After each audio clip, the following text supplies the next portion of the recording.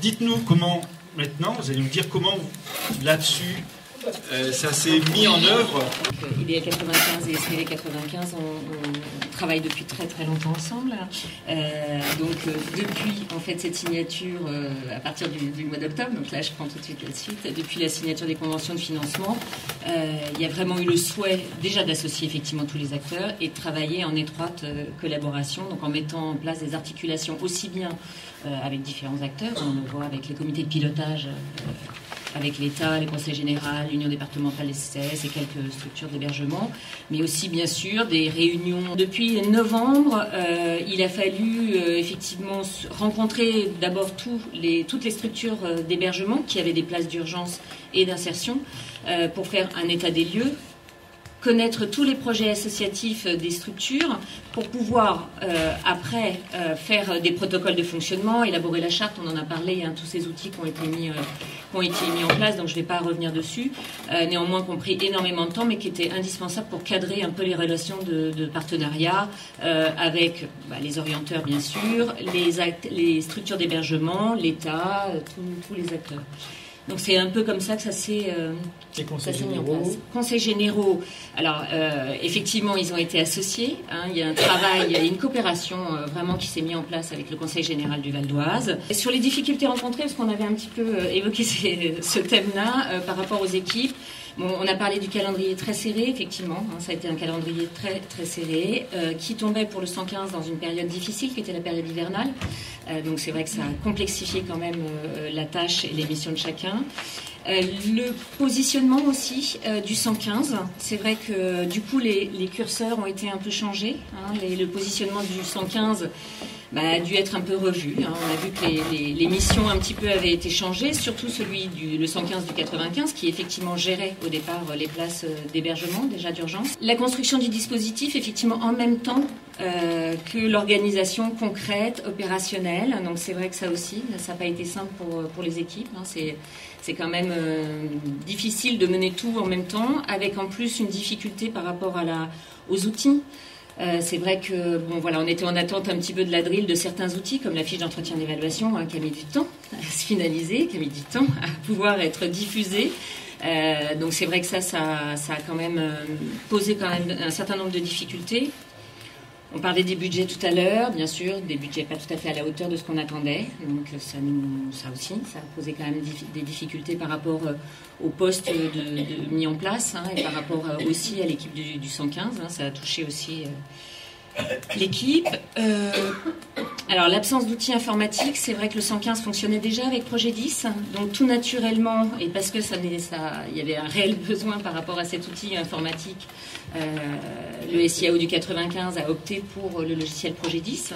L'absence d'un réel plan de communication, on attendait vraiment beaucoup plus de communication de la part de l'État. Et la position d'Espéré, d'IDL, même si elle est confirmée, même si elle est affirmée, c'est vrai que l'État a quand même un rôle aussi de pouvoir amener ces éléments et piloter en fait le SIAO. Sur les bénéfices effectivement en faveur des usagers, on espère que le SIAO sera à la hauteur de tout ce qu'on lui demande, en tout cas par rapport aux usagers et par rapport aux personnes sans abri. Voilà. Pour l'instant, on n'en mesure pas tout à fait les effets. Il y a toujours autant de demandes, bien sûr, il y a toujours autant de manques, donc il y en a toujours autant de mal à pouvoir répondre à tous. Donc bien sûr qu'on espère que ça va aussi favoriser le parcours de l'insertion et que ça va pour aller vers l'autonomie de ces personnes.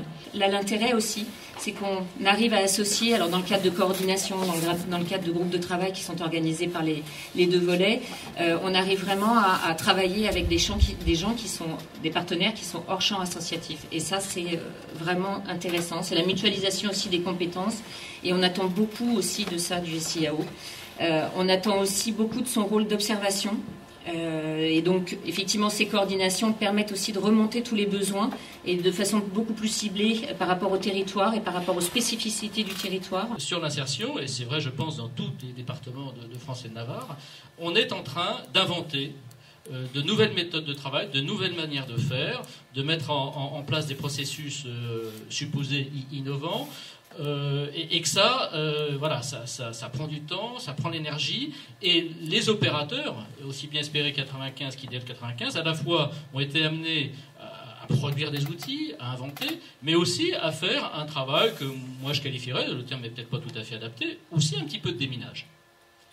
C'est-à-dire qu'il a fallu expliquer, essayer de démontrer que ce SIAO pouvait produire des effets utiles à tous. En tout cas, c'est le parti pris que Espérer 95 et IDEL 95 ont retenu du SIAO, c'est de se dire que ça pouvait être un moyen d'améliorer le sort des ménages demandeurs d'hébergement. Que ça pouvait être un outil.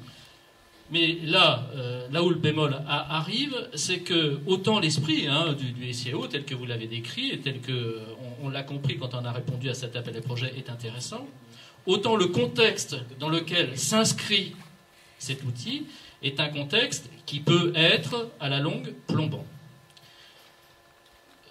Monsieur Lavoué a parlé de la RGPP, et on sait que derrière la RGPP, il y a aussi, au niveau des services de l'État, des logiques de restriction de coûts.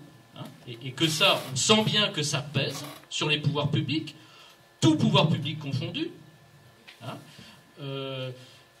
La question de l'optimisation des moyens et des restrictions budgétaires dont les associations valdoisiennes, mais il n'y a pas que dans le Val d'Oise, sont en train de mesurer les effets, ça aussi, ça pèse.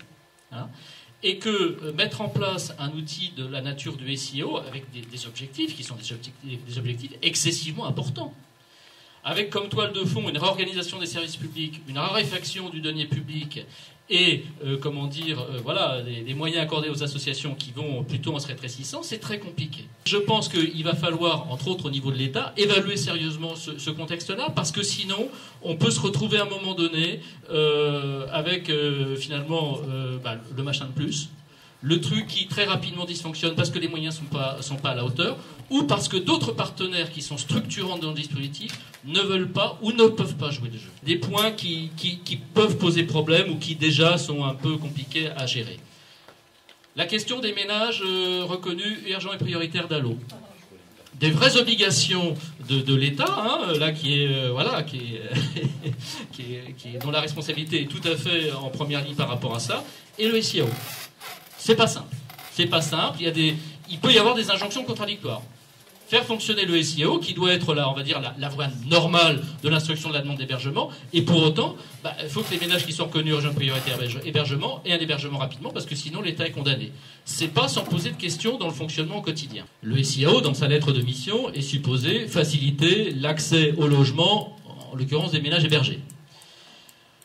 Je vous ferai grâce du rapport de la Fondation Abbé Pierre sur le mal logement. Je vous ferai grâce de la dernière interpellation du comité de suivi d'ALLO qui regroupe des associations qui s'inquiètent du fait qu'aujourd'hui ça patine. Je vous ferai grâce, je recite la Fondation Abbé Pierre, du nombre de villes qui aujourd'hui continuent à ne pas respecter la loi SRU. Alors, effectivement, ça dépend des objectifs qu'on s'assigne. Si on dit ils ont un peu mieux rattrapé que d'autres, donc c'est pas si mal, mais la loi SRU c'était quand même de mémoire 98. Voilà, on est en 2001, donc ça fait quand même un moment. On a toujours aujourd'hui en France 50% des communes qui ne respectent pas leurs obligations.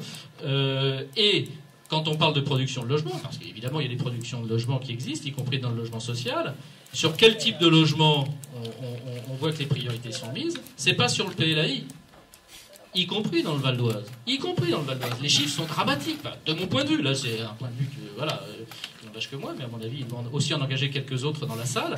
Les PLAI, c'est l'offre de logement qui est aujourd'hui la plus adaptée aux ménages dont on parle, si on veut parler de logement d'abord pour ces ménages-là. Prenons les chiffres, prenons les résultats et les objectifs.